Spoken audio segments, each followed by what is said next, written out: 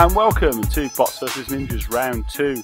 This show is all around Eurogamer 2012, which we've all just been to. And on this show we've got me, Jay Stokes, we've got Imagine Willie, and we've also got the two guys from the AI Bots, Chazzy and Dan. Hello, Dan. Hello, mate. How's you? Yeah, good, mate. Thank you. Good. Have you recovered from the weekend? Just about, mate. Yeah, just about. I'm in that little bit of a lull now, so yeah, I'm doing all right. As you? Yeah, not too bad at all, thank you. And how about you two guys? Yeah, doing well, man. Doing well. Excellent. I was wondering when you were going to address us. I felt like chopped liver there. We're just looking Hello, Dan. How are you? looking in through the window from outside. Oh, I wish I could be them. Sorry, Chazzy, me and you have our own conversation Yeah, on this exactly, podcast. We'll just do that. Yeah. Oh, I wonder if there's ever been a podcast that's like two concurrent conversations. left ear and right ear. Yeah. Oh, I'm sensing a project for the future, mate. Oh no, it'll get all messy. Almost as messy as that idea I was trying to think of the other week, but we'll keep that stum for the moment. Yes, mate. Right. Anyway, yeah, so we tried recording a show at the expo, and I think we got away with it. We did a little recording on each of the days. Now, some of them, the audio quality might not be perfect because we recorded on the show floor until we found somewhere really nice and quiet that we could actually record. We've got a guest on one of the days. We've got Fury Ace. And we all had a whale of a time, didn't we? Yes, mate. Yeah, it was quality. Quality time was had by all, I believe. Played Is that shed right? loads of games, and yeah. So yeah, if you guys want to have a listen to what we got up to, then keep on listening now. I love how they weren't supposed to keep on listening before that. They were all Exactly. waiting, They might have and switched off. They suddenly just opened their ears when you said no. So what have you missed that you're dying to ever go on now? Well, I haven't actually played anything yet because the queue for Kojima was so long. It was like So what was it like? What were they showing? it was Metal Gear Ground Zeroes was the big game demo. But then before that, it was a sort of question and answer session. Although the questions have been sent in on Eurogamer's website, which I think it might have been nicer if it was no, which might have been nicer. But I suppose when you've got translation involved, Gives me a chance to get an answer ready as well. But it was a really interesting chat and had a few nice little funny jokes that, well, I hope they were in the original Japanese, unless the other guy's just embellishing it to make it better. But Ground Zeroes is looking beautiful. So how much of that did you see much gameplay of that? A lot more than I thought you would, yeah. Because the original demo was like 20 minutes worth of cutscene, and then suddenly you get this little bit of gameplay at the end, and then it cuts off. That's what we thought was going to happen. I really like the gameplay just carried on. It was like it sort of got took over by the player, and then we saw maybe a good 20 minutes of actually playing the games. Anything new? Nothing really new as such, other than it's open world. Obviously, that makes a difference. There are boxes, but we didn't see any. But it's got the you can build your base mechanic, as in in Peace Walker, where you can you've got your home base, where you travel to the missions from helicopters, and then you can build it how you like, and a bit of customization. Peace Walker, I'd like to play. I'm going to get the HD collection and play through that. But I've never played that. So what's this? The building the base. In Peace Walker you get to recruit other soldiers. Kind of like in Portable Ops, but obviously a wee bit better. Yeah, it's like that taken to sort of the next step. Right. And I don't think he was quite expecting the question about it, because he sort of had a little giggle, and then he was like, well, yeah, there are going to be elements of Peace Walker to do with bases in there, but he wouldn't actually sort of confirm or deny anything much. But from how it sounds and from how VG247 are reporting it, it's going to basically be Peace Walker gone crazy and online and all that kind of stuff. I ended up playing Dishonored, which was weird because it was like this weird sort of. I thought I was expecting it to be more like Bioshock, and it ended up turning out like more like Skyrim, with like loads of spells and kind of like. At one point, I possessed myself into a rat, and then ran under a door into a room where these guys were, and then dispossessed the rat, and then appeared in the room, and then started taking these guys out with a crossbow and a machete. What sort of setting is it? Is it a fantasy sort of setting? Is it? Yeah, it's kind of like a Victoriana steampunk kind of weird, kind of alternate fantasy setting. But it was really good. But like I said, Those games on paper, I assumed it was going to be a third-person game. From all the write-ups, it sounded like a third-person game. And then you watch it, and it's like, oh, this isn't anything like what I pictured in my mind. There was bits in it where I was wandering around the rooms which reminded me of Batman Arkham City. Yeah. Or where you're sort of hiding in the shadows and then kind of trying to find watching what the guys are doing and gauge what's going on and then picking your path through it. Yeah. And deciding I want to possess this guy, because you can possess the enemies as well and wander around as if you're them and you can just walk through areas and stuff. Did you get any sense of the AI and stuff? Is it? It's very much like the kind of Bioshock AI where they don't turn on until they see you, and then when they do see you, it all goes off. But yeah, it's quite impressive. It looked lovely, beautiful. So yeah, I've got high hopes for that. I've heard from a lot of people that's the game that they weren't sort of expecting to be really good, and they've gone to it and had a real surprise. No, yeah, it's very surprising. Very much, very interesting game. I'm looking forward to seeing the full version of it. The only thing is, I can't unsee the word dish in the name. I keep looking at it saying like dish on O red. Any of you had to go on Tomb Raider yet? No. Yeah, I had to go with that earlier. And what's the rape simulator like in that? Oh, it's amazing. Yeah, the tentacles are rendered so perfectly. But no, it's a weird demo because you kind of start off and you're just wandering around Uncharted style across like a few little paths through a jungle.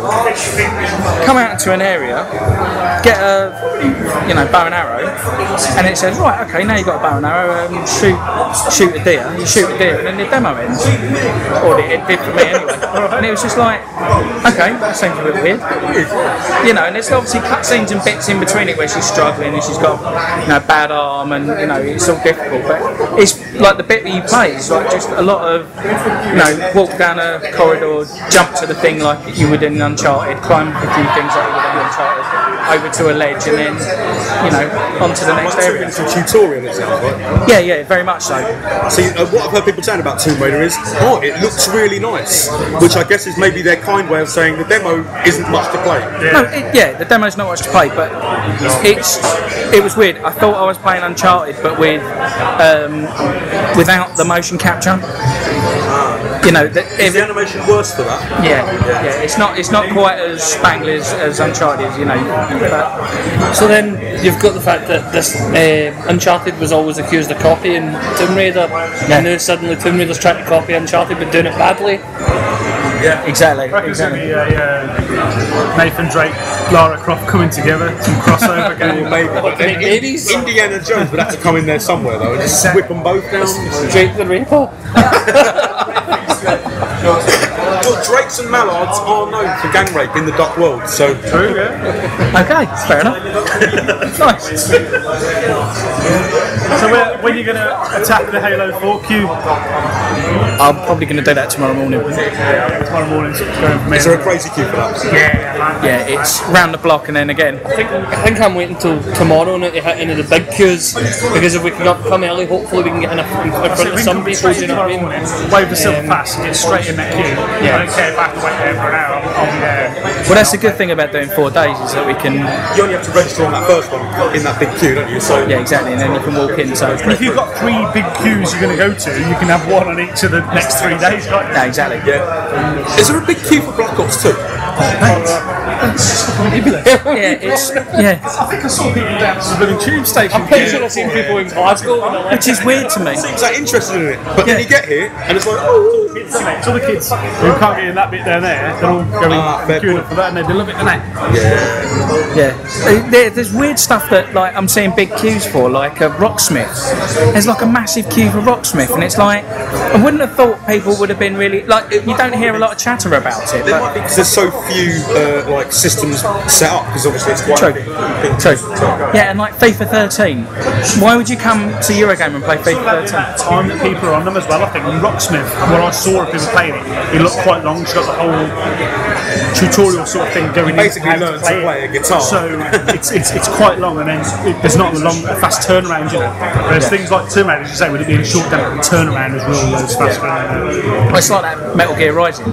That's like a 25-minute demo, and like the queue's just so long, but it's because people are just waiting. Yeah. It's not because it's Horizon one was perfect though. It's perfect length because you've got a good old feel of the game, good look at it on a lovely screen, and it was just It was long quick, enough that you got it. It bang wasn't in and too out. long. Yeah. But you were there for ages. it was just quick, bang, in and out, wasn't it? It was kind of like you probably got 3 or 4 minutes, one point-to-point race. And because you had no other things you can go and do, because you had just that one mission to do, that point-to-point race to do.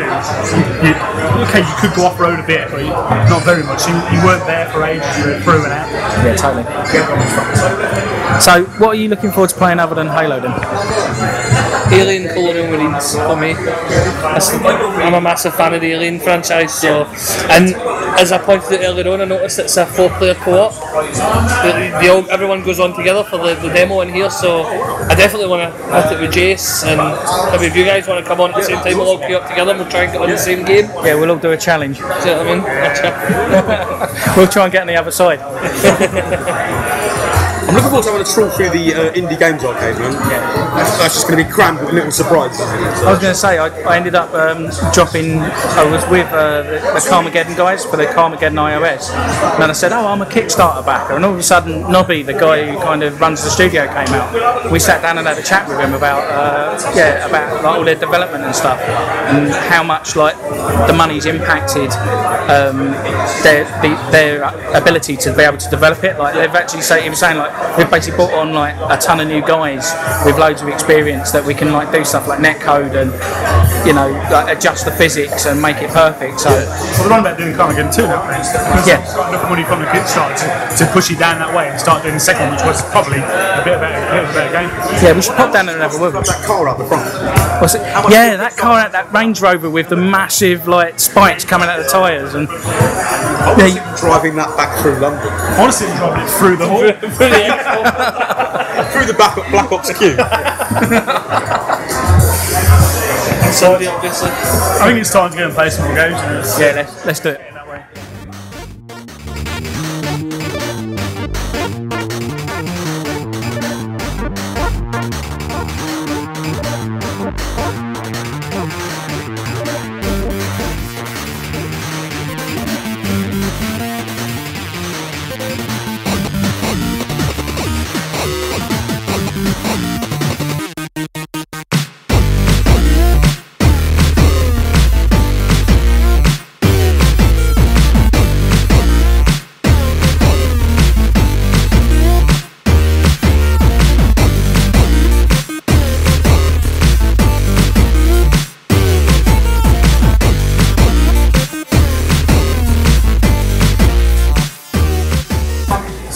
Day 2,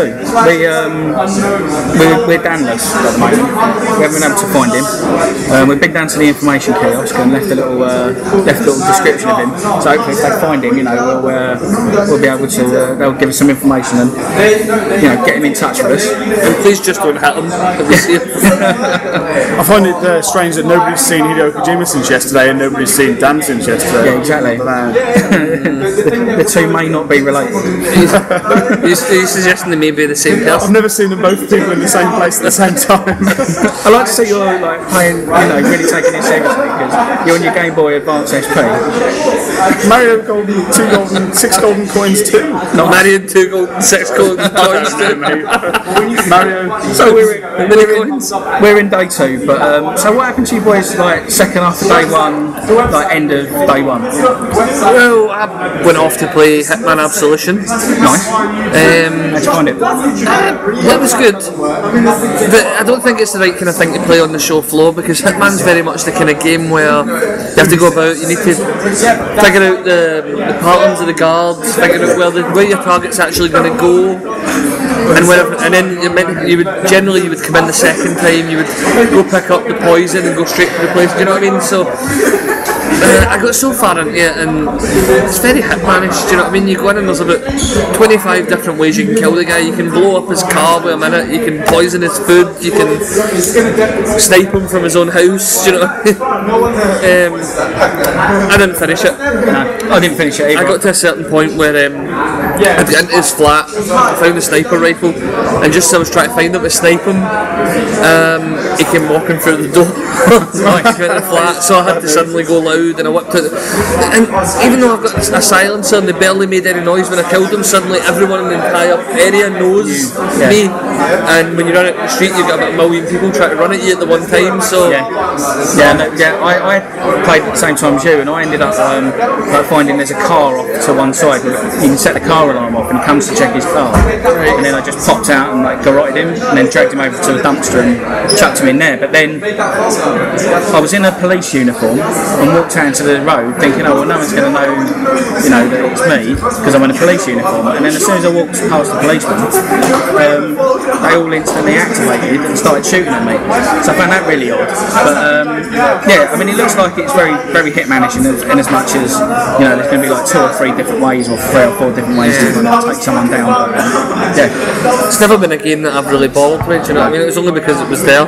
Yeah, there wasn't much of a queue. Do you know what I mean? So what about you, Jace? What did you play? Well, what did you play yesterday? Back in yesterday, I played. You were playing Lift Rousers, weren't you? I was. I took all you boys down to Lift Rousers.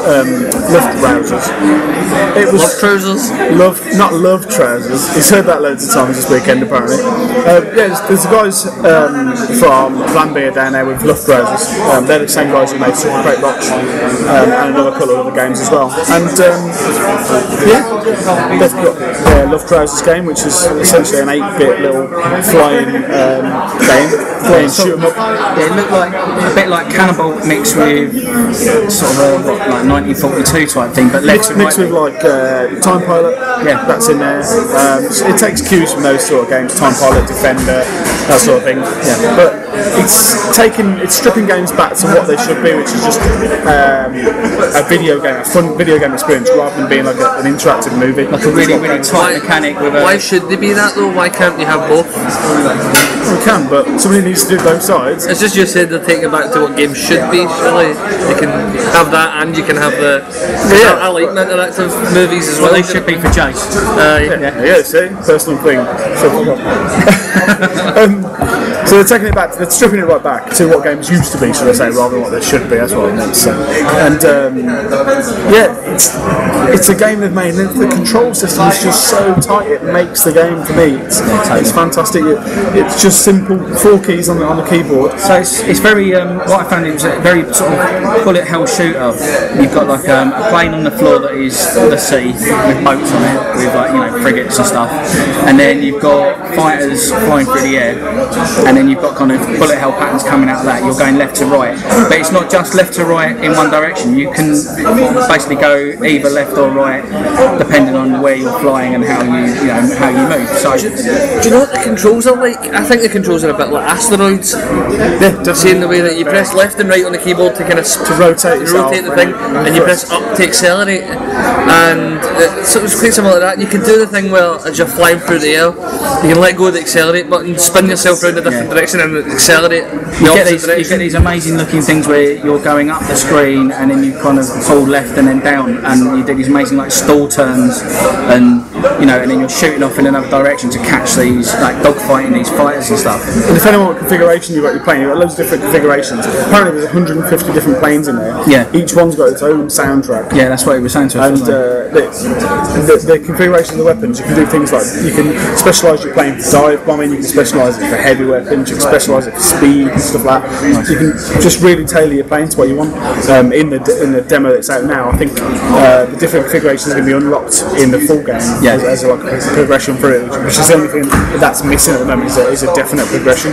Yeah, totally. Was he saying that there was going to change at the moment? It's the theme of the level changes. It's the colourways and stuff. Well, the colours are one of the things you unlock when you complete the game. Apparently, so you complete it on normal, you unlock different configurations of your planes. Yeah. If you can complete bits of it on hard, you'll unlock different colour configurations. So at the moment, it's all beige and brown sort of colours, but there's ones that are green, like a radar, and ones that are red, red, like there's different colour patterns that go through.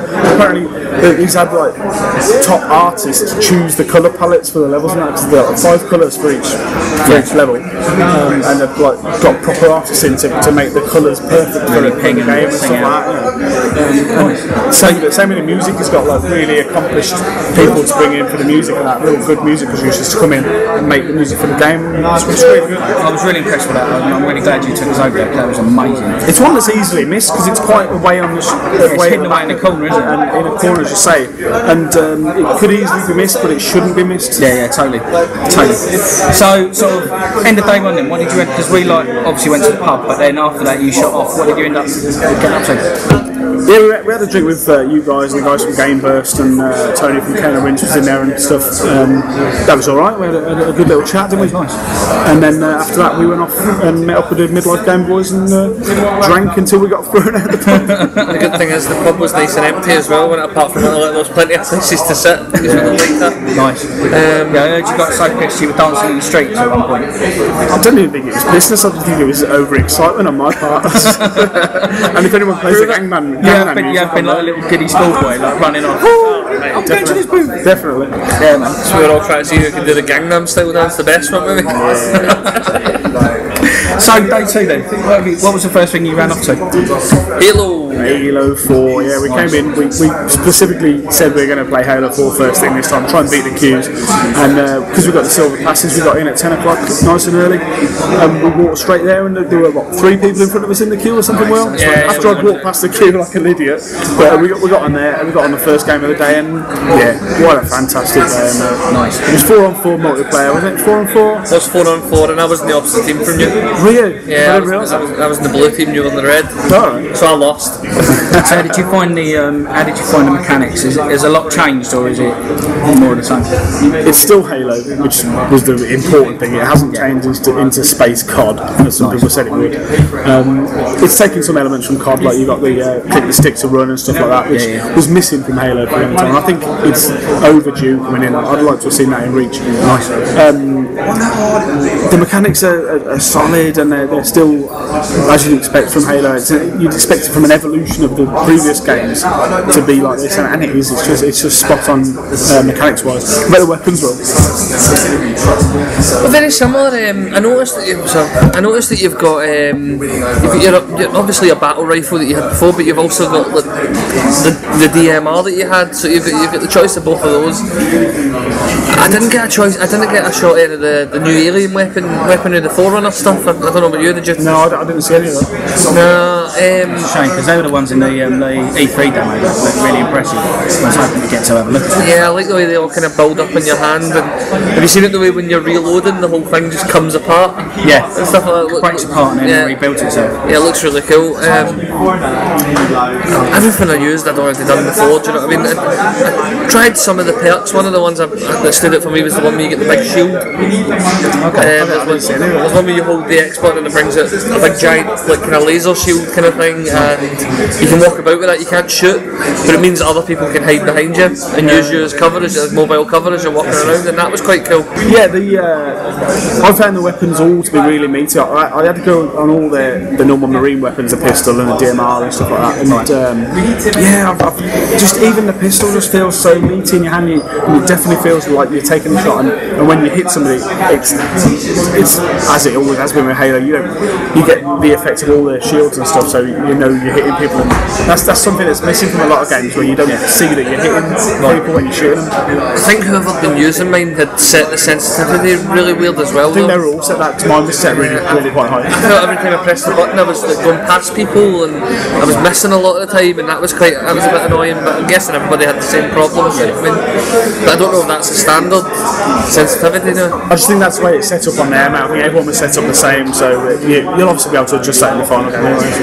So I met up with you, like when I turned up, you boys were on Dishonored, which I played yesterday. So how did you find that? It was a good looking game. Yeah.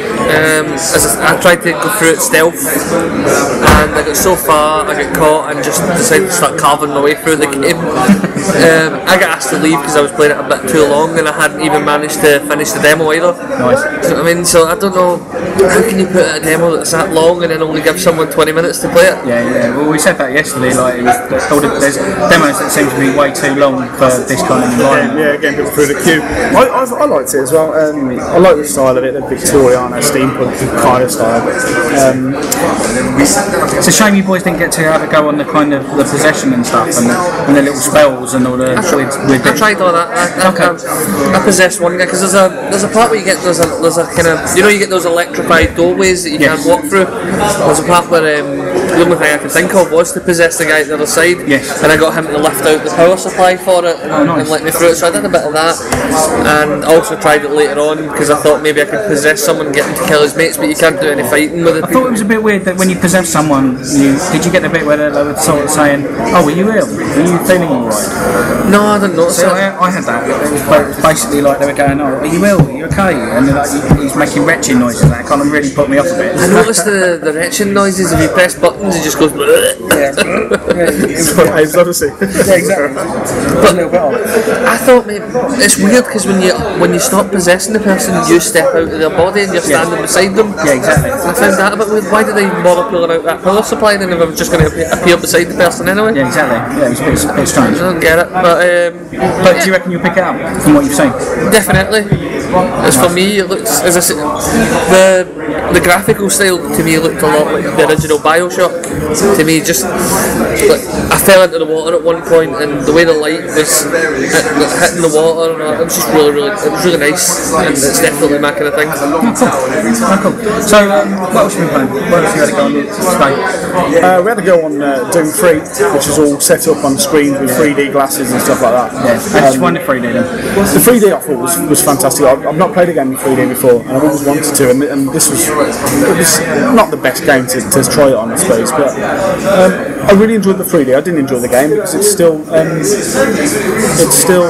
2006 Doom 3, you know, so I've played that before and I didn't really like it then, but taking that aside, the using the 3D in the way they did, I think is fantastic. I'd like to see more things in 3D, and certainly in that dark horror sort of style, as Will said. So having seen that now, would that is that going to push you to, put some money into buying a new 3D telly, or? No, because I've only just bought a new telly, so I've got no chance. Maybe for next gen. Yeah, fair enough. Yeah, no, I had a go at that. I thought it was nice. I like the way that they kind of gave you that laser sight, so it was always giving you a perspective to look down, so you were always focused on the furthest away thing, so that all the HUD elements popped out. Yeah, that was really nice. But yeah, it was quite solid Doom 3. We were playing on an Xbox pad, so yeah, it was nice. But like you say, it's an old game, and you could tell it was an old game. I think wearing the 3D goggles and wearing the headset at the same time, I think it actually immersed me a lot more than I normally would get, especially at this thing. Yeah. And it took me out of being in this environment around about everyone, and I actually ended up getting more frightened with the game because of it. So I'd like to play more horror games that way. Yeah. Right. So we ended up, you and I, Jace, playing on Grid 2 on that mental 16 grand actuated moving control setup. There's a free screen setup in a Virgin stand there, and like I say, the actuated seat all responding to the game and stuff. The rig they're running that off, mate, is ridiculous. That's a massive PC they've got set there. But I think that rig comes in about 16 grand for the whole thing, so that's a fair whack. But what a game to play in that seat, mate. I was quite impressed. I was very impressed with the steering wheel and the foot pedals, and you're sitting in this seat and you can feel every bump in the road through your arse as well. Yeah, it didn't have the gears set up. You imagine that playing either with the paddle gears or with the stick shift on the side. Well, definitely. Would have been really good. You gave me the nod that don't use the brakes, because at the back end of this thing, you were seeing so many people just hit the brake into the first corner and then just barrel roll off the side of a cliff.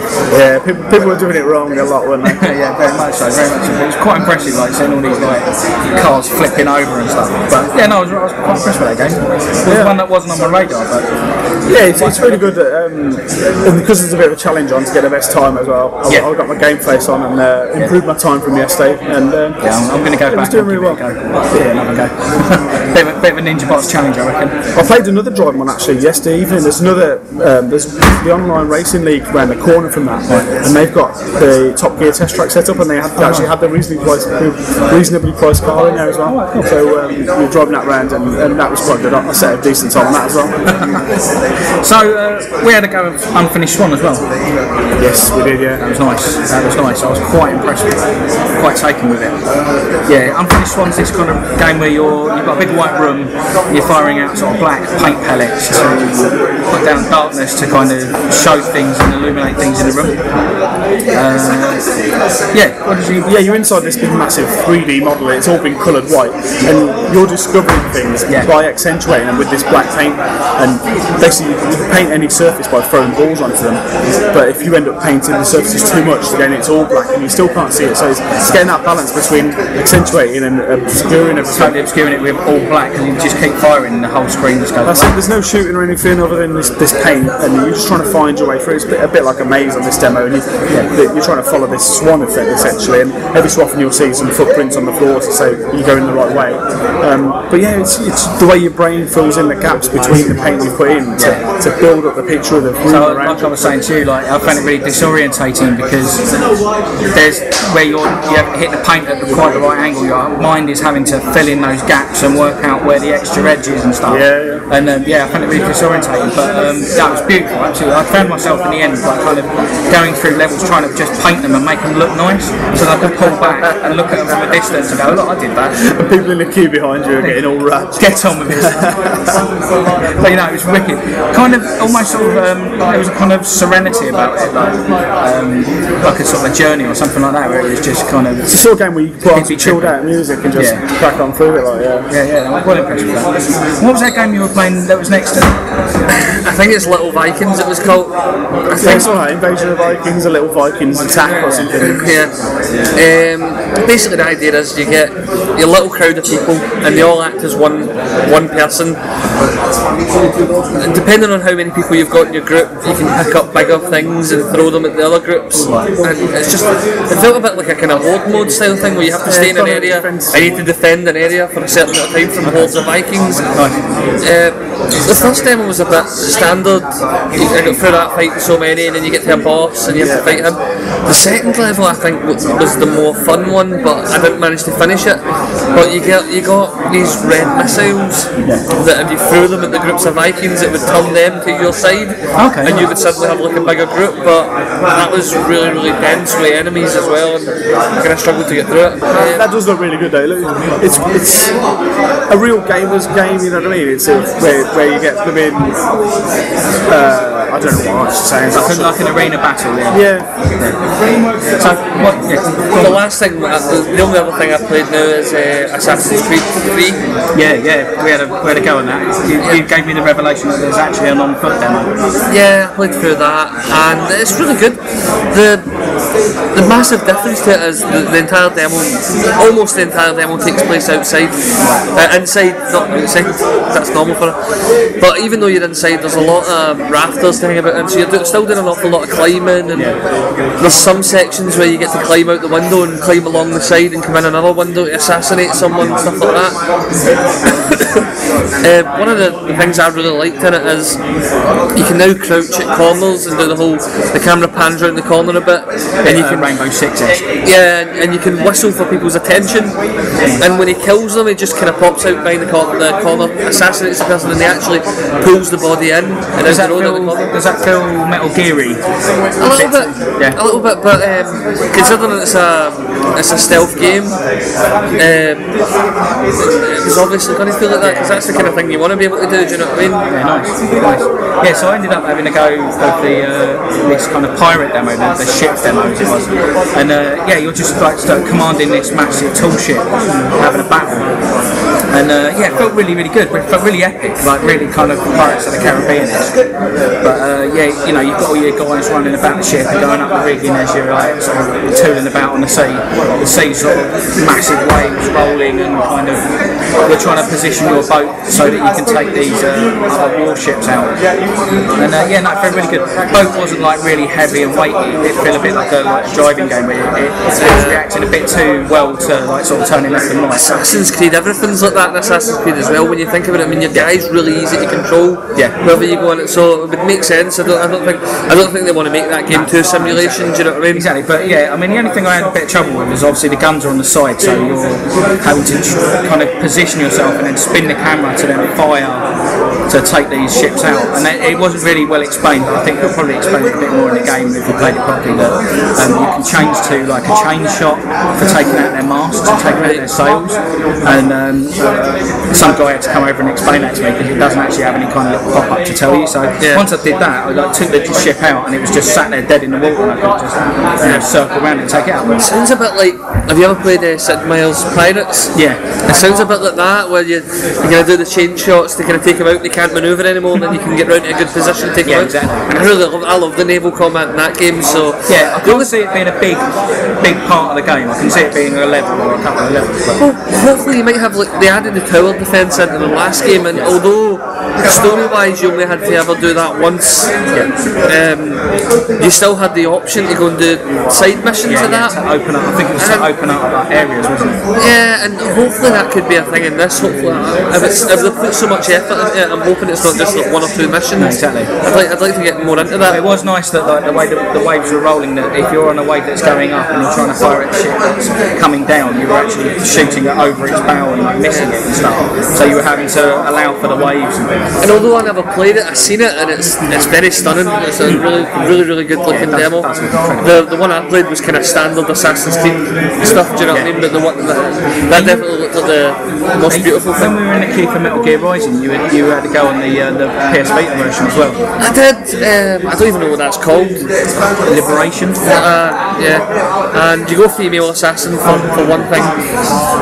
The only thing I can say is I didn't play any of the missions on it. I just wanted to go running around with the character, and it's very slick. It just feels exactly like the full console version of the game. Do you know what I mean? You didn't feel out of place at all. No, and I played whatever the one is that was on the PSP. I played through that, and that was really condensed. You went to areas, and it would be a really small area. The climbing was still quite good, but it always felt a bit like there was a lower frame rate. And even at that, everything was all a lot slower. This just felt exactly like the real game, and I'm trying to get a go of that game. I feel on go of it. Nice. Well, right, so what are we off to next then? I have no idea. That's the problem when you've got so many games around us. It's like, let's just go where the mood takes us. Yeah, I think a lot of the game, the queues have got a lot bigger since we came up here now. I think it's going to be a case of going down and taking a look and seeing what's ridiculous and what isn't ridiculous, and queuing up for that. Yeah, it's going to be mad tomorrow on Saturday. But right, let's leave that here, and we'll speak to you again in a bit. Yeah, bye.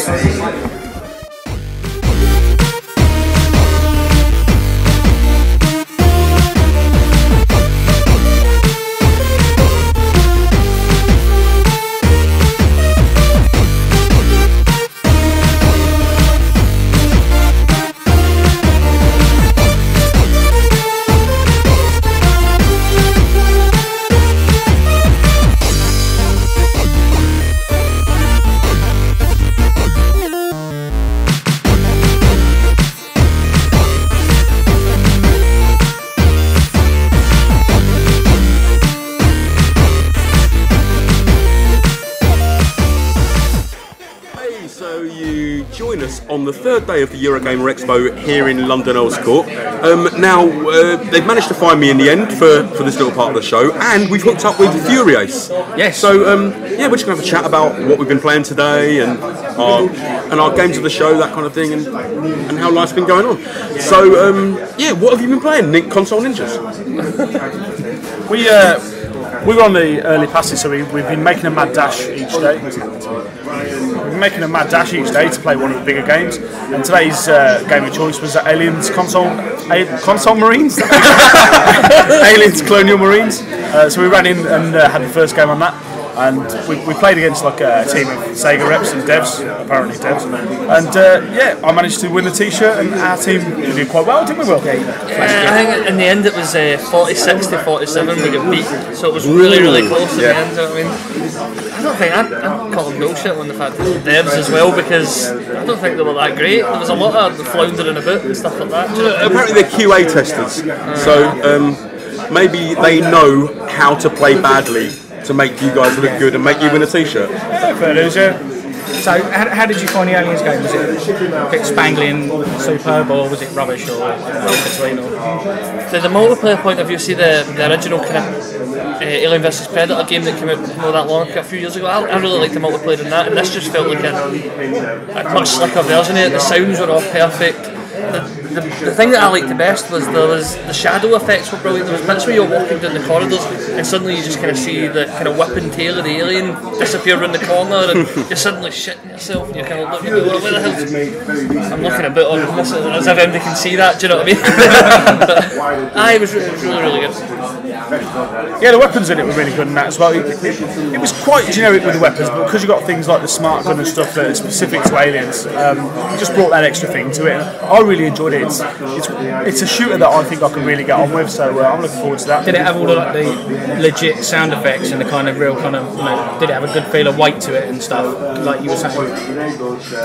Like you were saying with Halo, like it had a real nice meaty feel to the weapons and stuff. Yeah, it was kind of like that, mate. The weapons were solid in there, and like Will says, it's more about the atmospherics of all the aliens and the lights and the shadows and stuff. It really was like being in an Aliens film for me. Oh, fantastic! See, it's kind of the double-edged sword of doing a licensed property, is that you're limited to the weapons you can use, but it means you can use all these great sound effects that we all know and love, and that we've built up memories and nostalgia for. Significance. Yeah, you played that as well for you, Reza? Yeah, I did. Me and Jay were MVPs, so we get awarded a T-shirt, much to Wally's disgruntlement. Not the same game, but different sessions. So he gets the bandana of losers, which is is embroidered with an alien of stock nature, and we get the lovely medium-sized gamer alien marine white T-shirt. Yeah, good colour. I'm pretty sure they don't have any T-shirts in my size, mate. Anyway, so well, that's the same here. I mean, real gamer shirts don't exist. So how did you find it? Yeah, I found it good. It was very once you get into it and you see the actual layout of the map, it was really just a two-tier sort of filling station. Had a big kind of destroyed style transport in the middle, and it was more a kind of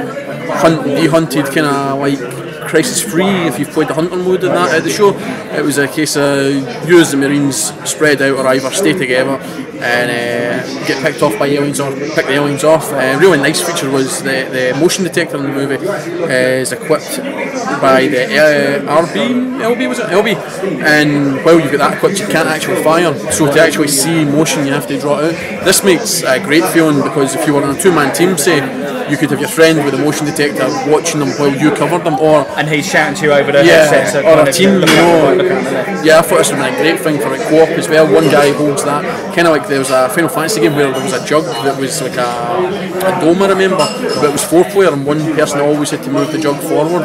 And this is the kind of idea where one man sits with the sonar beacon going off. It's almost like a co-op escort mission. Yeah, kind of. And you take turns, but again, you can whip it out and take the gun out. But I thought it was quite a cool concept if they maybe in the later game finish. Sounds like an interesting tactic to drop in the middle of it. So now you've seen how it works, are you excited to play it as the aliens? Like, are you kind of hyped for it? Because I know, Will, you were looking forward to the game originally. Right? Yeah, well, I'm a massive Alien fan. You know, I love the franchise, but I don't want to play as Alien because I've never kind of related to the aliens. I just want to be a Marine. I want to be terrified. I want to be chased about by the things. Do you know what I mean? I'll take a go, but even in the Alien vs Predator game that I was talking about earlier on, I've never enjoyed going aliens. I can never get to terms with running about on the walls and stuff like that. So I'll just get scared by them. That'll do me. It's going to be a bit like the Beast mode in the Gears, obviously, but there's going to be less choice of aliens. There aren't as many types of aliens as there are types of what are they called? apparently there are, because the devs were saying there's going to be like 5 classes, including one that spits acid. So the acid spitter will be able to sit on the roof, say, and give fire support to aliens with the rush in the bottom. So really, it's more a kind of distract and attack kind of tactic the aliens will use. Whereas the ones we were up against really were primarily just runners, although there was the big tank beast thing, which was a bit scary, but the bull. But the general ones will be maybe like the acid spitter, maybe other ones with different skills and that. The thing that I really liked was when they swarm you, when you kill them, their acid actually damages you. So in my game we were all in the corridor, or should I say the team were all in the corridor, and I stood outside being the real man, as the man needed to be. And as the bodies started falling and dropping, the floor became really unpassable, because the more aliens that fell, the more acid. It meant that you fundamentally cut the map in half, while the bodies had to regen or disappear. Is being MVP, is that just purely kill based, or are there other objectives that you work towards? Is it like Battlefield, where you're actually getting objectives? points rather than KDs? In this occasion, it wasn't based on the mechanics of the game. It's just the person who got the most kills in this one. So I don't know about other modes in there. No, I did see quite nice tactics where if you were playing a teammate, say an alien had pounced on a teammate, you can actually go over and rescue them. You can shoot the alien that has pounced upon them, and you'll get an assist, and you can do things like that, which is quite cool. Instead of just dying instantly, you've got that. The whole team concept becomes more and more, which may be a pain if you get like the more powerful weapons. And if once you kind of realise like 2 flamethrowers and that will weight it quite nicely. But as it stands, it was pretty good. It kind of gives us a real flavour of what to come. Now you mentioned like gears earlier. Well, you had to go with that judgment on the show floor. Well, that was the next thing we kind of, as soon as we finished in that queue, we looked and there was barely any queue for Gears of War Judgment as well. So we thought that was the perfect thing, because it was free. Is it 3.1? No, it's what? Is it Gears of War 3.1? No, it's Yes. Well, from what we saw, we only saw one mode, which was the overrun mode, which is where you've got it's basically protecting the target and all Does the. Coltrane go woo? I don't think I saw it. I don't think he was present, to be honest. I think I got the biggest. I think I was privy to the biggest change, because there was, when you're sitting down at the 5 monitors, there's like different classes for that monitor. You don't get to choose what class you're. And I sat down at the medic one, and I was like, oh shit, I'm going to have to be the medic. It's going to be awful.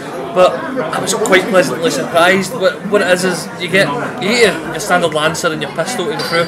You don't get any grenades, but you get this ability where it gives you this healing grenade that you throw, and anybody in the area gets healed to full health, even if they're down on the ground. So it's like a bubble shield. Like an area of effect. And suddenly you're getting you get 100 points, experience points for healing someone, and you get 300 for reviving somebody. So I thought I was getting plenty of points for doing that, and I was getting half kills as well if I stayed back. The best one was when we swapped sides and suddenly I was a locust and I went one of the Cantus guards, and the kind of power they've got when they shout and it kind of revives all the ones running about them.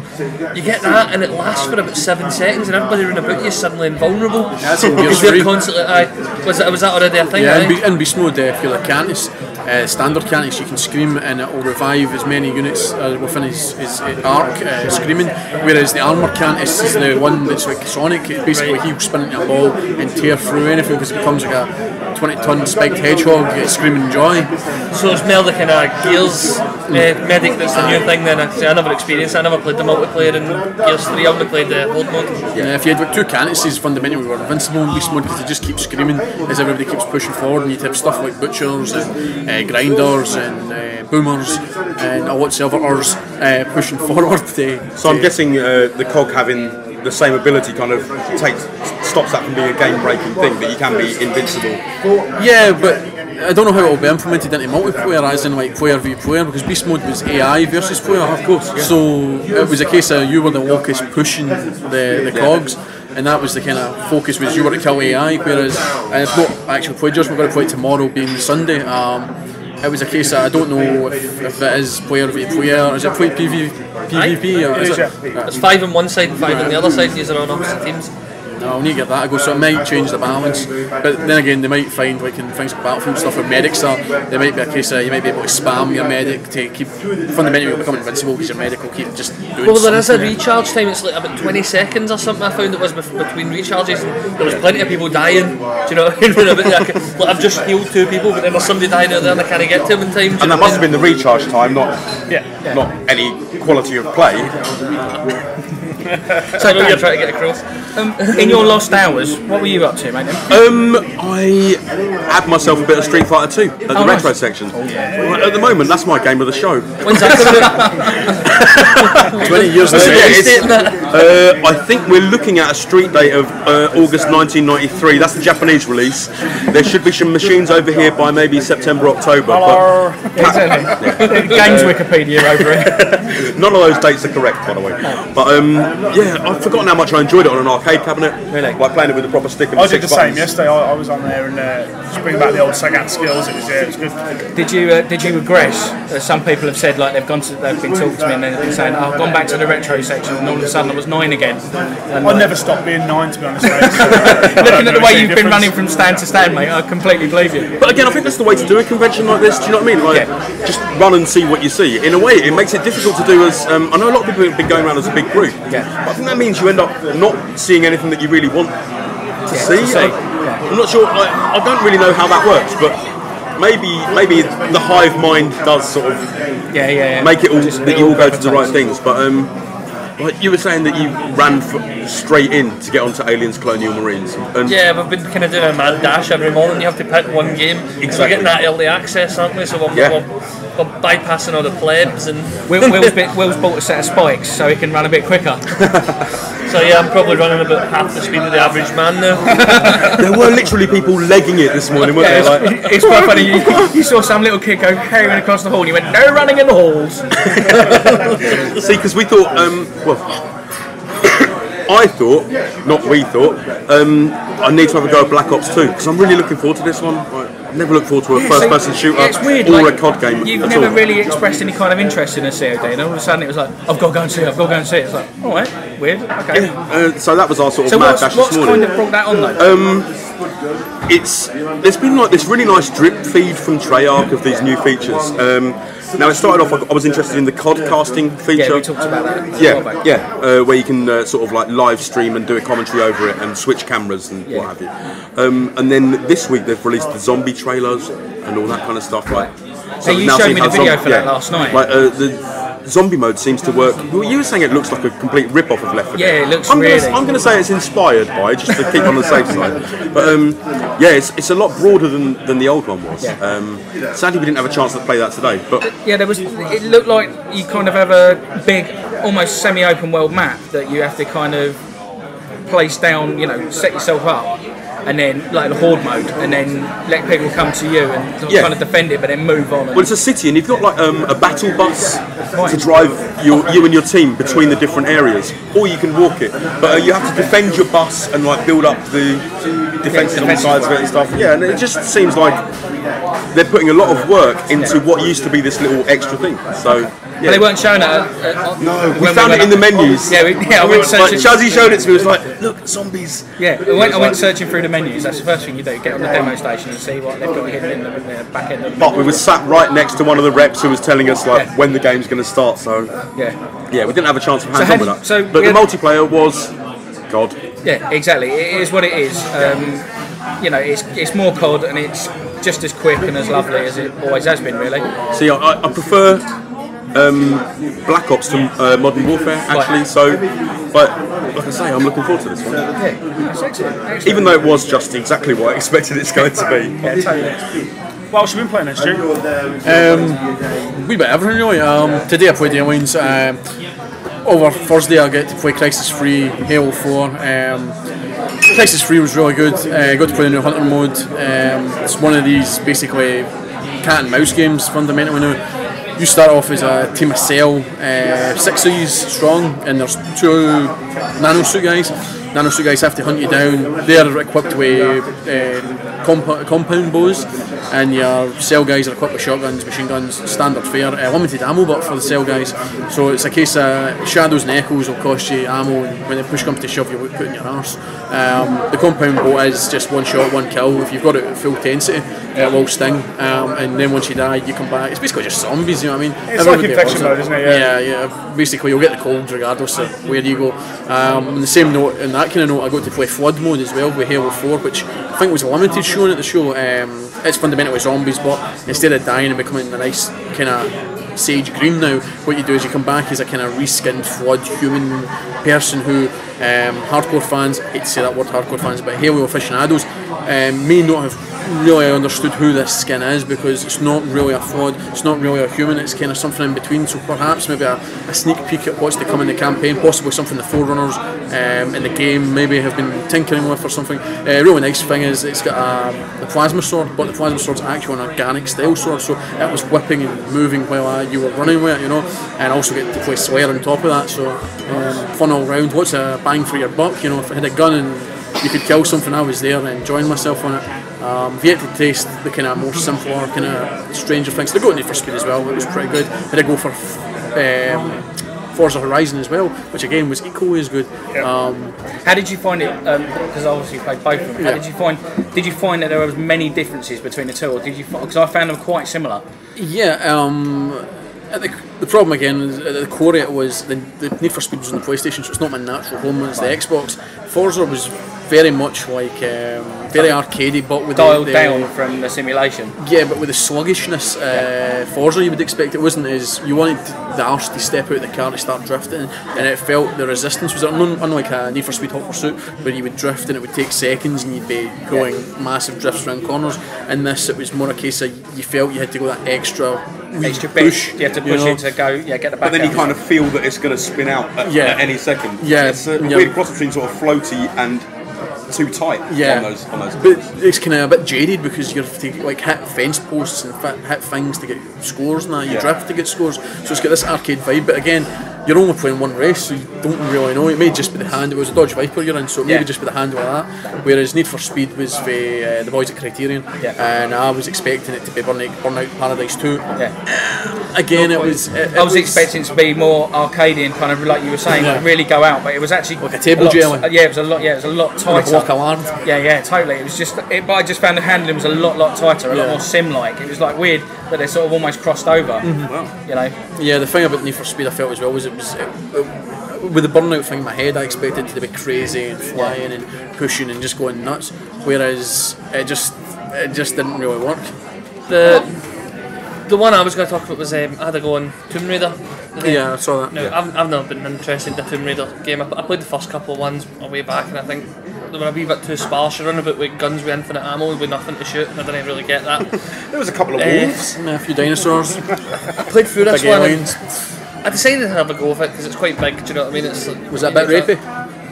Towards the end, I know that's the big white elephant in the room. That's the rapiness. They didn't have the gameplay of the rape simulator in it yet. But either way, it's a kind of standard demo. All it's kind of showing off is the kind of survival skills. Like, you're doing the traversing, running about. It's a bit Uncharted, but not quite as slick as you pointed out yourself. The thing about it was it kind of felt a bit like Snake Eater to me, Metal Gear Solid 3, and I kind of love the idea that because at the end of it you're kind of hunting for deer, and then you have to bring it back to the campfire, and it's not like to fill up your hunger bar or anything like that, but you use all these points towards extra survival skills and stuff like that. Do you think that will be implemented in the final game? I.e., how many the killing the deer and that's very nice at the expo and that because you actually see it, but when the final game comes out, do you think that'll be like a major cornerstone of the game? That's just a buzzword and a gimmick. Survival. I would definitely imagine so, because when you go there, like as I say, you kill your first deer, it tells you then to go back to the campfire that you've made, and you do it.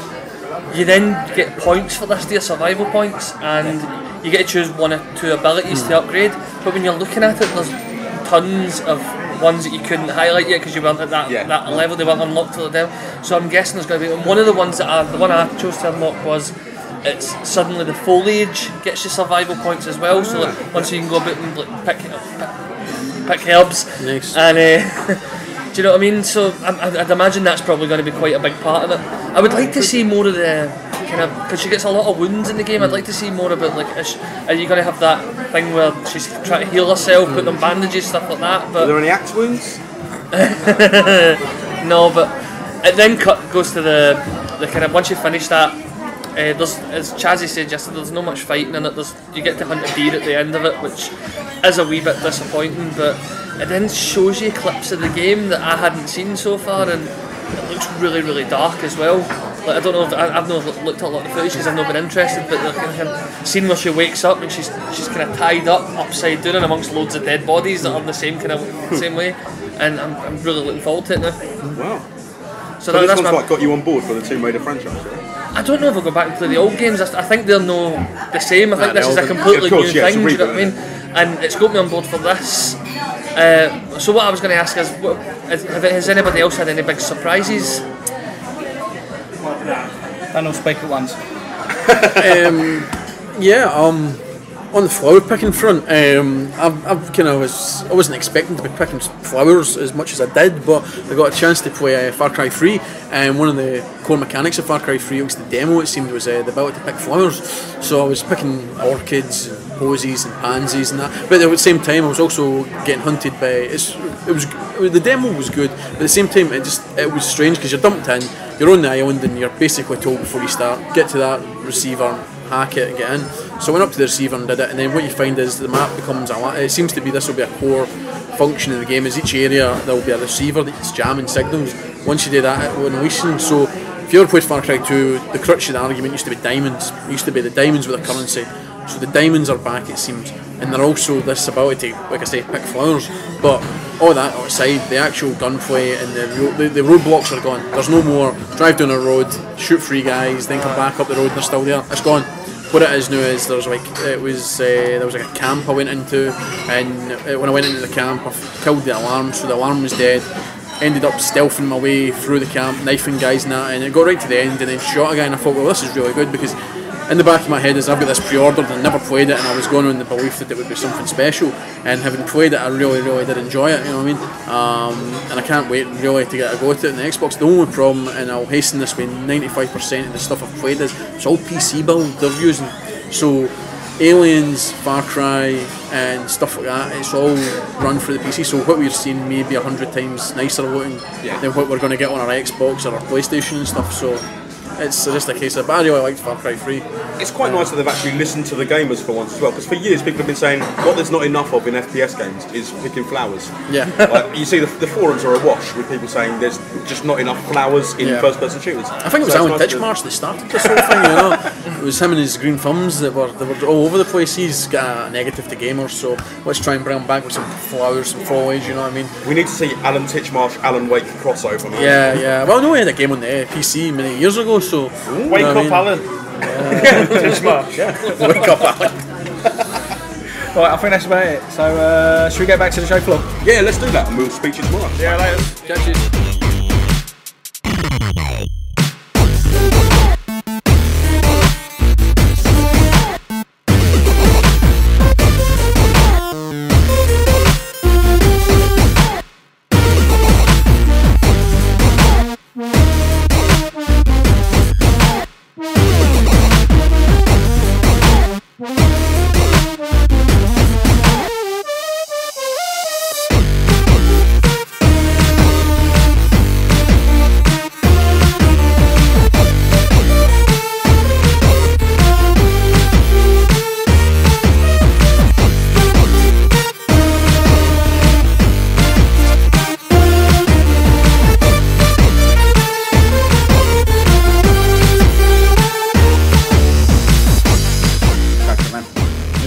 Final day of Eurogamer. We're all sat up in the restaurant again, both with console ninjas and the AI bots. And what have you been playing today, boys? Well, we've just been down in the indie section playing. Everyone's been raving about this game called Barry Ball. Yeah, Barry Ball. That's it. Yeah, bunch of Barry boys. Yeah, exactly. It was described to me as Smash Brothers meets volleyball. Okay. Right? And what it looks like a old Atari 2600 game. You got 2 guys and you stood on platforms, or you've got a level that you're on, like a bit like Super Smash Brothers. And there's a volleyball that basically just drops from the top centre of the screen and comes down. And you basically fight over the ball. There's C at the bottom, and it's the left-hand side of the C, the right-hand person has to get the ball into, and vice versa. So what you end up doing is you can jump, and you've got like little dots above your character, shows you how many jumps you've got before you run out of jumps and you plummet. Okay. So you can jump off a platform and then kind of keep bashing the button and do a double jump, triple jump, quadruple jump.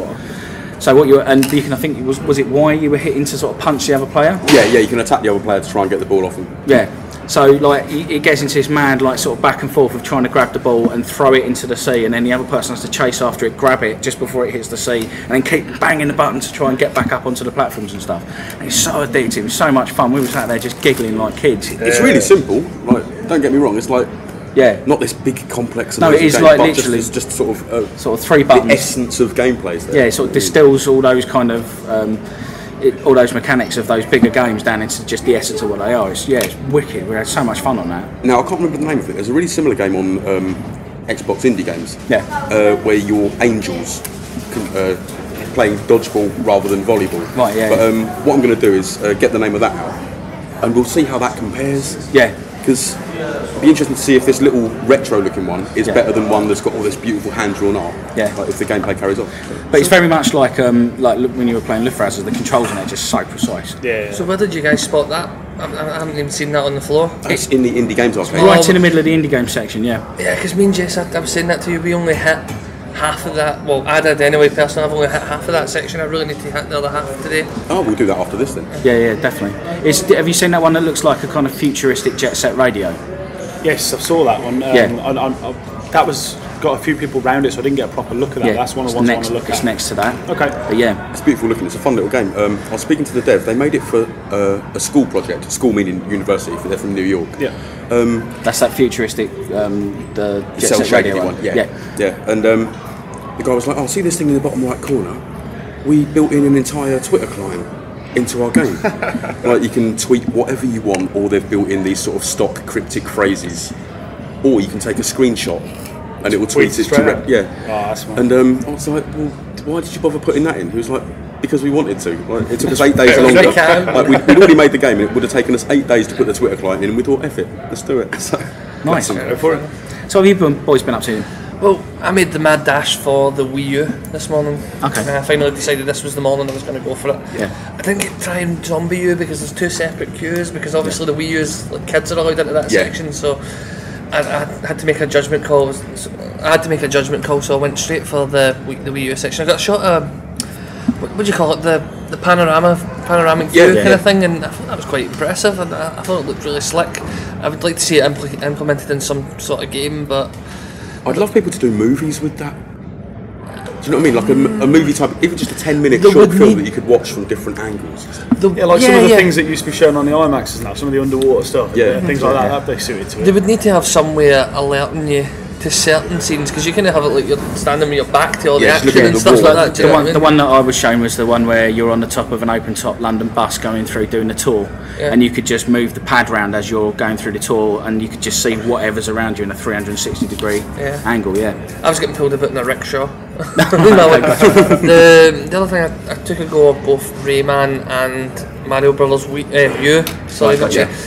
And I was impressed with both of them, because I didn't get the tablet for the Rayman game, but I seen the guy beside me what he was doing, and basically the character Hugo, you're running about, you're doing all the platforming and stuff like that, doing all the fighting the enemies, but with the tablet he's controlling this little fairy thing, this little fly that's, you can't actually hurt the enemies, but you can pick them up, and he can pick them up and he can bring them over to you, so you can beat them up, or he can drop them in water. He can keep, there's fireballs coming at you and he can kind of swipe them away from you, things like that. The ones I saw in the E3 thing was like they had like gusts of air, and you could push the plants to create a gust of air that you could then use as platforms to jump further on and stuff. So one person on the pads doing the gust of air as the other person's jumping on the gusts as they come up. There was a really cool section where you go into this massive rotating maze where obviously the platform character has to manoeuvre through it, but the character who's controlling the tablet then has to start tilting the tablet to turn the maze round to get you through it, and that was, I really enjoyed that.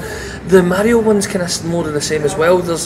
You get the 4 players, and they all use the Wiimote the 4 normal platforming players. Yeah. And whoever's got the tablet, so that means it can be 5 player. Whoever's using this tablet can you can't kill them, but you can incapacitate the enemies on the screen, but stunning them so you can walk past. Yeah. And also what you can do is you can place like little platforms for you, so that if you're falling off the board, you can catch you and bring you, try and bring you back up onto the board. I found that was a bit too much responsibility. And I played that for a couple of minutes, then handed that and just started running about, and the guy who was saving me was really good at it. So I've always been worried about, is the experience going to be more or less fun depending on whether you've got the pad or not, but it sounds like they've implemented it really well. I think the 4 guys I was playing alongside, I didn't know them, we weren't really talking, they were talking amongst themselves and stuff like that, so I think if you were playing it with a couple of like me and my boy, for instance, if we were playing it together, I think I could, if I took the tablet and got him to go through it, I think that could be good, because I could help him get through the levels that he maybe wouldn't be able to do normally. So didn't feel like a girlfriend mode, it felt more like kind of very more co-op. I think it felt like it could be like a dad mode where you're kind of, as I said, helping people through the game. Yeah. The thing I was most impressed with you was there seems to be no lag between the tablet and the screen. Sure. It was very, very quick. Yeah. I don't know if that means they're deliberately adding lag into they've just both got them both timed really well. Do you know what I mean? But it was really good. Nice. I suppose they're both running from the same processor, really, aren't they? It's just streaming it to the pad. So yeah. Nice. So what else? My mad dash this morning was for Call of Duty Black Ops 2. I decided one of us had to go and play it, and I got in nice and early, so I ran in there and beat all the queues. It's a really good game. It's really solid. Yeah. It's more COD, as you'd expect. They've changed up the perk systems and stuff, which makes it a bit more interesting, a bit more accessible for the people who don't play COD all the time. I think that there's some good choices in there. I found the demo levels that were on really convoluted, and there's so many lot little of visual noise going on, and a lot of everything's crammed into it. It's all corridors. That's it. There were so many little potholes and little spy holes. You can get angles on people in there. So I'm interested to see some of the maps and that. There wasn't so many camping spots I could see, because everywhere seemed to be just covered by an angle from somewhere else. Yeah. There were very few places I think you could successfully camp, and I don't know whether those, because there's obviously going to be some sort of horde mode in there. There's going to be some little bits where you can defend, I suppose. But I never really play enough COD to learn the map. So, but it's a good one. It's one certainly to look out for and see how well that does. Did you play the ship level? I didn't play a ship level, no. Yeah, I played one in a city, one in a ruined city, I think, and one in like a container yard, like a little dockside thing. Yeah, we played one on. It was like on a yacht, like a big yacht. Oh, right. Yeah, that was fantastic. It reminded me of like some old school game, like GoldenEye or something like that, with a very tight. Okay. Well, like it had the tiniest level I've seen in COD in a You long could time. go down into the engine room and back up the other side. So if people were streaming all to one end, you could go back underneath and round and kind of catch them from behind and stuff. It was really nice. But like you say, it was just more COD, and the perks were a lot more evened out. Yes, this time, which was nice. Also, it's the score streak rather than kill streak, which, as you say, is probably more accessible to people who aren't doing mental Twitch gamers like some of the guys are on there. Yeah, totally. So what else? How's your how's your night's been? It's been alright. We've met up with a few people, and we've been with the Midlife Game a lot, doing their raffles and stuff, their charity stuff that's been going on. Yeah. It's been really interesting, just meeting loads more people that we've seen online and never actually met. That's been a big part of it for me, knowing those faces. And certainly as the days have gone on, you've met more people through the night times. As you're walking through in the daytimes now, you're seeing those people as you're walking giving around them the a nod event, and saying hello, and just discussing what you're talking about and stuff. Yeah, what getting you've their been playing and opinions stuff. and Yeah, it's been really good. I think one of the oddest things is there's so many people that we're meeting that, as you say, we know them from Twitter and stuff like that, and I don't have a clue who anyone is. And I can be sat in a room with about 5 or 6 people who I've spoke to a million times on Twitter, and it's not until someone suddenly says, "Oh, this is this guy," and then, "Oh, right, sit next to you," do you know what I mean? That's been really fun. Yeah, I've been blown away by like the whole the community as a whole, just the gaming community as a whole, and how friendly everyone is, and how kind of just like everyone's so up for a chat, and when you're walking down the street and you can see the people who are the gamers, everyone's got their t-shirts on that, and just a bit of a nod and a smile. People know we're all here for the same purpose, and it's a big everyone's been so lovely. I mean, like with the Midlife Gamer guys, they just like gave us a couple of VIP tags and went, just come and join us, get involved, and just look, yeah, and like bumping into like other podcasters, and it's come and be with us for a bit and have a wander around them, and it's just been like it's so friendly, it's brilliant. It's nice that not entirely organised, but it seems to work out that people spend the daytime playing the games, then all going off to a pub and doing the more social aspects and discussing it all, almost like we're doing it with a mic. Yeah. But this is just what people have been doing the whole time, isn't it? Yeah, exactly. Yeah, really nice experience. So many like convoluted conversations that have gone way off into the night, you know. Yeah, it's been brilliant. So, not many hours left now. There's only a few hours left before we all have to go home and stuff.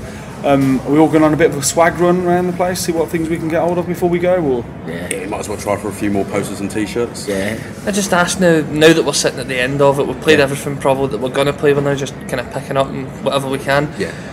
What would you say is your game of the show? Yeah, it's a tough one because I've heard a lot of people sort of talking about this and saying that actually, because the console cycle's kind of stretching on a bit, it all feels a bit homogenised and kind of everything's a little bit just sequelitis and been like there, these done are the last that. iterations of games that we've played. Been there, done that, times and there's not anything that really kind of shines through that's really innovating. And other than like we say, we've picked up a few like indie games and bits, and there's nothing that's really been like, oh my god, that's blown me out of the water. But let's phrase it slightly differently then. If you were given a Steam code or an Xbox Live code or a PSN one code free game for one game at the moment from all the ones you've played here, which one would it be? Let's go around the table. Dan. Cool. I'm impressed with Unfinished Swan for a first-party Sony title. Yeah. It feels like it should be in that indie games arcade section. But then you realise it's actually one of the big three's own game. I'm impressed with that. It's just the idea of feeling entirely lost in a game. I like that. Yeah, it's great. Like, that discovery element. I think a few people have said this, but it's my overall impression was it's as close to being blind as I think I'll ever feel. Yeah, well, there's good other than playing good Blind Man's Buff. But, but yeah, I think that would be the one that I'd pick. Nice one. Shazzy?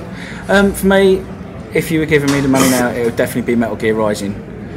I wasn't really that interested in it, to be honest with you, and having played it, and it stuck with me 3 to 4 days, and I keep sort of going back. I've been back to it twice. Is that because Kojima was stood behind you punching his Yeah, face? yeah, exactly. Sort of, intimidating me. Yeah. No, it wasn't. It was. I just like the way it plays and like the way it handles and like the idea of it. Yeah. So yeah, I think it's beautiful, and I think there's enough in there that's going to really grip me. So yeah, that's been the one for me that's really sort of stood out. How about you, Will? For me, it's definitely been Colonial Marines. I've been looking forward to it for a long time. I think I've not made it quiet that I'm really excited about it. And just the fact, the way that they've got all the sights, all the sounds, everything's all perfect in it. And I've always wanted to just, I feel if I could step into any movie, I would choose to step into Aliens, and I think that's as close to it as I'm going to get. Nice. That's for me. Also, Yes? a nice one. Sorry, man. A nice thing with Colonial Marines is that it's not out for a long time. A lot of the games here are going to be out in a fortnight or maybe the next month. Maybe Whereas not so this is nice, but no, you've had it a means taste. you've had more of a sort of a sneaky peek rather than just playing a demo a couple of weeks early. definitely. Exactly. So Jace. I'm so torn, mate, between three. The three on my mind are Halo 4, which I know I'm going to get anyway, so I'll probably cast that one aside. Dishonored really intrigues me. Yeah. I'd like to see more of that. I went back and didn't played see that a great yesterday. deal of it from the demo, and I might do the same. And the other one for me was Need for Speed Most Wanted. I think that would be the one I'd take at the moment because it's the most me sort of game with the Burnout lineage, which has always been my favourite driving franchise. I think I couldn't say no to it if somebody was waving a copy in my face right now. For everyone listening, how many things have you had to go Need for Speed over the course of the weekend? I've had to have a go maybe 40 times. And why have you realistically. gone through it 40 times? Well, there's a competition on, a multiplayer thing where 4 people play the game. There's 3 challenges within that game, a speed test one, a race, and also a jump contest. If you can win overall over those 3 challenges, you get a key ring and you get to stay on for the next one. Winner stays on, wasn't So it? 3 more people come and challenge you. If you can win 3 sets of those, then you get a t-shirt. Nice. On 3 occasions, I got to where I've got 2 sets of wins, and I needed the 3rd one. On 2 occasions, I got beaten by traffic and by superior players. And on the 3rd occasion, I got beaten by a glitch in the game. Yeah. So they felt pity on me, and they actually gave me the t-shirt anyway. Nice. Because they saw that I'd earned it. The girls were stood behind me, egging me on to actually do it this time. And they gave me a t-shirt because the game had glitched and taken me out. They wanted to shut you up from Well, maybe they winning. wanted to get rid of me and they fed up with it, yeah. So I went back, going back to Dishonored, I went back to that. Did you try and be a bit more creative with the way you went round it this time? I haven't gone back to it yet. I'll probably try and do that this afternoon, maybe if it's a bit quiet. I was a bit sneaky the first time, so I might try and go balls out. So I went back in and was trying to be even more creative than I was the last time, and using the teleport and the blink stuff. Yeah, that's the stuff I didn't see when I played it the first time. It completely transforms that game. Completely transforms it, because you can. I was saying to the guys, like, I was able to zip in behind, like, that room where all the guys are. You can zip in behind a guy, just assassinate him without anyone noticing you're there, and all this kind of stuff, and then zip back out, possess someone. Oh, it's just brilliant. The myriad of different ways you can kill, like, or, you know, take people out or sneak through a level. It's definitely interesting. Yeah, it's really, really interesting. And as gamers, that's what we want, and more ways of killing people. It makes me sound like a right psycho. But yeah, no, it was brilliant. You can now carry out all those ideas you've got in your notebook since you were 16. Yeah, exactly. So is that it? Are we done, or anything else anyone wants to put in about Eurogamer overall? Unfortunately not. I think today it's more of the same. We've done everything we want to do. Yeah, I just want to say that it's been our first time for me and Will to come down to Eurogamer, and it's all of our first times, I think. Yeah. Well, no, not Dan. Dan's been the here, three of us. Dan's in the old hat. But I'm so glad that I took the time off work and I made all the travel arrangements that were necessary, and I came down. It's just been a great experience for me, and it's got to give us more things to talk about on the podcast and stuff. So yeah, totally. And it's given us some more contacts to talk to and know more people. So yeah, it's been fantastic, and I will be here next year. So yeah, and I think from the four of us, we do want to say, like, if anyone's listening, like, anyone we've met at Eurogamer, thanks so much, because you've really made our expo. Yeah, it's been brilliant. So and for anyone that hasn't been here this year, come along next year. It's by default, it's basically as close as we're going to get to, like, E3 or something like that. Yeah, totally. And also, there's been a few people that we've managed to miss as well that we've been here, and a wee bit gutted that happened, and hopefully we'll be able to catch them next year. Yeah, totally. Joey was crying. Yeah. As was I. He was inconsolable, mate. We had to, like, take him off into the toilets and clean him up. We went to fly to Spain to go and see him. We sent him a tweet the night before, like, saying, "Oh, where are you, Joey? We want a Joey hug." Do you know? Yeah. We couldn't find him the next day. I thought it was Joey's son when I first met him. Yeah. There's no way that guy looks 40. Really? No, mate. Yeah. He don't look 40 at all, but there you go. He won't be pleased me giving his age out on the podcast. I think he's mentioned it on ours, so we're safe. Yeah. No, we're all good. Second-hand information. Right, let's get going. Yeah, thanks, lads. Cheers. Yeah, thank you. Bye-bye. Bye. That will conclude this evening's entertainment.